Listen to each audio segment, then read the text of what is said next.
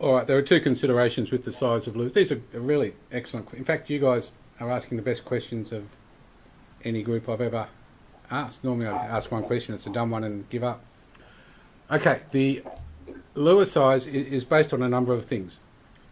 The tiny lures, once again that big, they're really very hard to troll on things on heavy tackle like 37 kg gear. It's very, very difficult.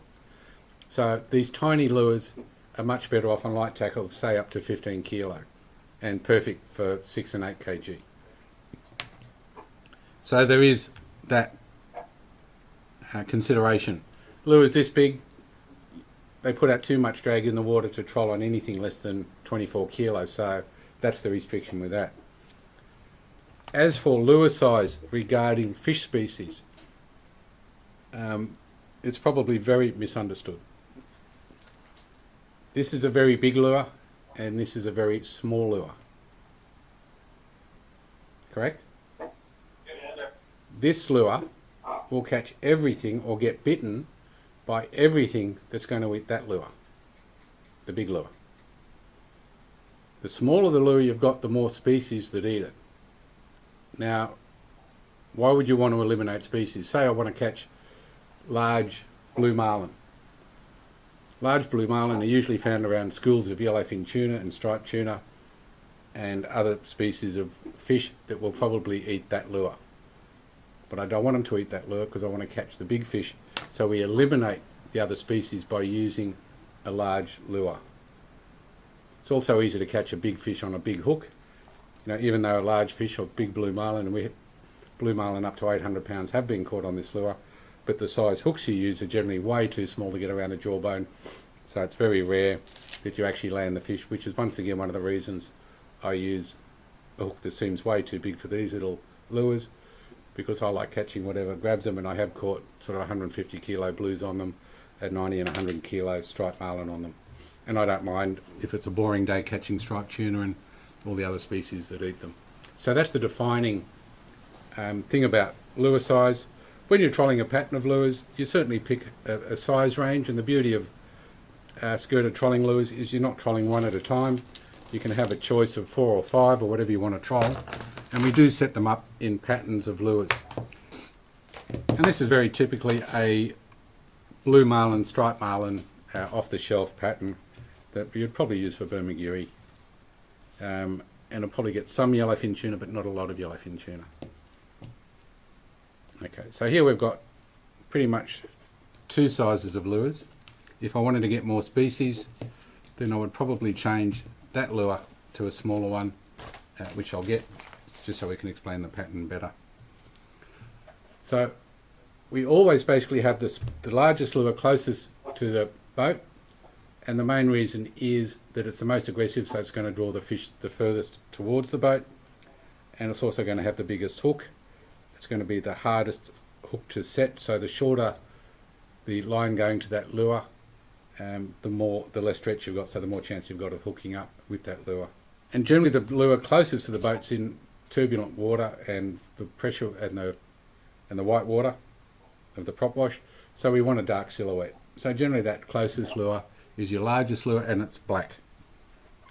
Also the lure shape, you can see that that's got quite a rounded head on it. The most stable shape in the water is actually a sphere. If you guys have pulled up anchors with those round buoys, you would have noticed those round buoys actually never break the surface of the water because they are the most stable, they hug in there.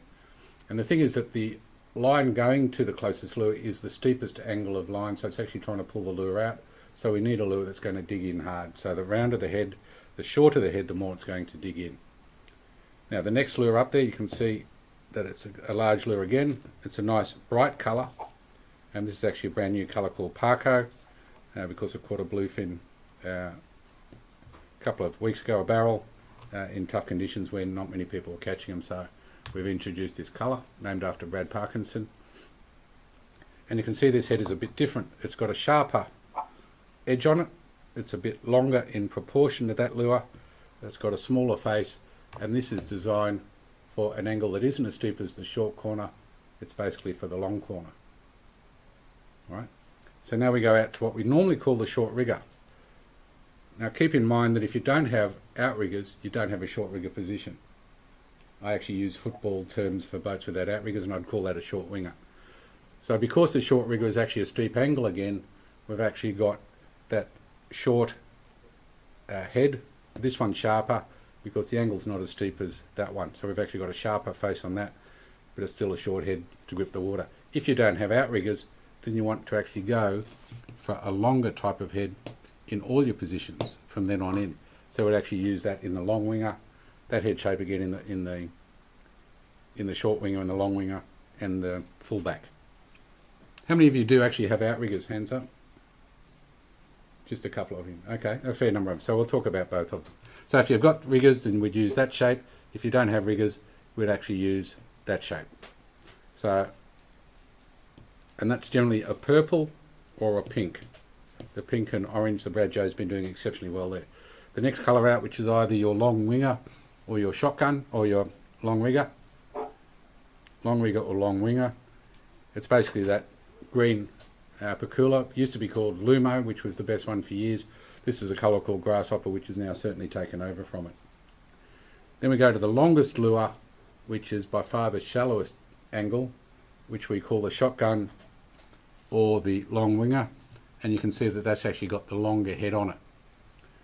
Now if we wanted to catch a greater variety of species of fish, we'd actually take out that lure and put in a smaller one to give us more chance of mahi, maybe small yellowfin tuna, wahoo and other species, just to basically increase the chances of getting bites.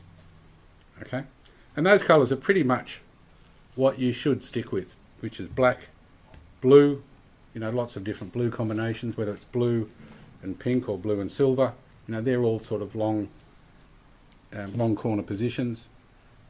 The purples, once again, there are many sort of different purples going on to blacks or even browns or the pinks. The Lumo green or the Grasshopper certainly is better than the Lumo green now. It's certainly a colour you wouldn't replace, and that stays there. The Shotgun Brad J, this colour has certainly been doing better than any other colour in the history of our brand anyway, and I wouldn't change that now. But if you do, if you want to change colours, you don't change the core colours, which are those four. You muck around with your shotgun. And if you wanted to muck around with your shotgun, then I'd replace the purple with the Brad J in the right head, and then that would be fixed and just muck around with the shotgun.